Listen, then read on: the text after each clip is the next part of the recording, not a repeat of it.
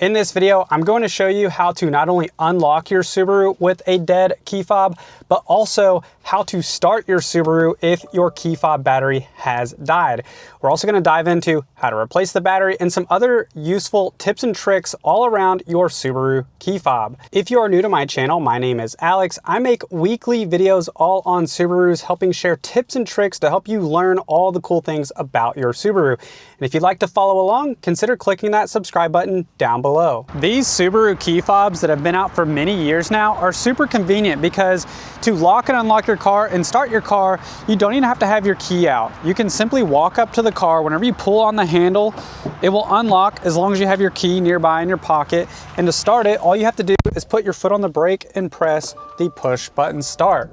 But what do you do if you go to start your Subaru and your key fob is not detected, probably due to a low battery or a bad battery?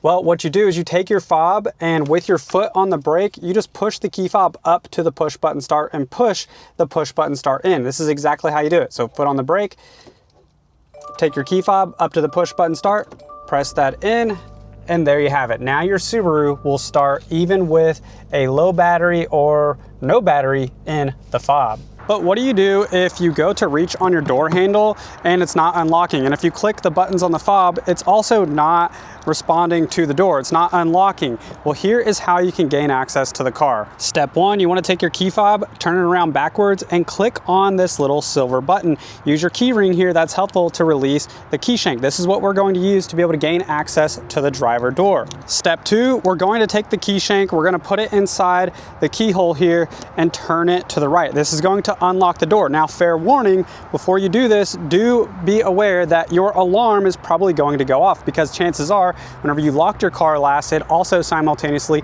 set your alarm. And what you want to do to deactivate the alarm the quickest is make sure you have your key fob handy to push it up against the push button start like I showed you just before, because it won't deactivate the alarm until you start the car. You can click the lock and the unlock on the door. It's not going to do anything. You have to start the car first to be able to disarm the alarm. So here we go. We're going to unlock the car. Alarm's going off. We'll hop in. Take our key fob, I didn't even have it ready. Take our key fob, push it up to the car, and start it up. Took me a little longer than usual, but anyways, that is how you can not only access to unlock the car without the key fob working, but also be able to start your car. It's a little stressful trying to deactivate the alarm and start the car while all that is going on, but at least now you know how to do it. Now I'm gonna show you how to easily replace your key fob battery so that way you never run out of charge. And then we're gonna dive into some cool tips and tricks on your Subaru key fob that you probably didn't realize existed. If your battery has died in your key fob, here's how you can replace it. Also, if you're worried about damaging or breaking your key, you don't feel confident doing this on your own, just take it to your local Subaru retailer. They can do it for you there. All you're going to need is the key fob, the battery to replace it, which is a CR2032. I'll link to it down in the description below if you need to grab one. And then we have a flathead screwdriver. I prefer to use one with a wide tip on the end. We'll then take our key, flip it around to the reverse, click on the silver button to release the emergency key, just like that.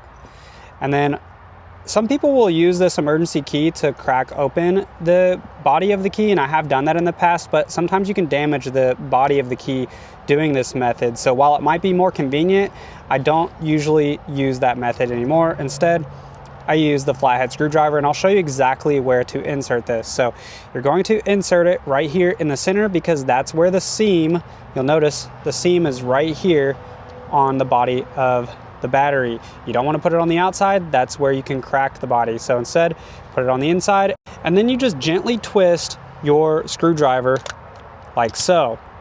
And now we have access to the inside of the key. Gently remove the backing. Be sure that you keep the buttons face down because you don't want those to fall out. So we take the backing off, and then we have access to the key fob battery inside. So we'll take the little board out that holds the battery, and then with the edge of our fingernail on the edge of the battery, we can lift up and release the battery. Then we will take our good battery, put it back in. This one's already good in this case. We're just doing this as an example. And then it goes back in the opposite direction from left to right. Just like that, press it in place. And then we put the battery back in, and then the plastic backing goes on just like this. So line it up with the release button on the back, that silver button, and it goes in from bottom to top like that, clicks into place.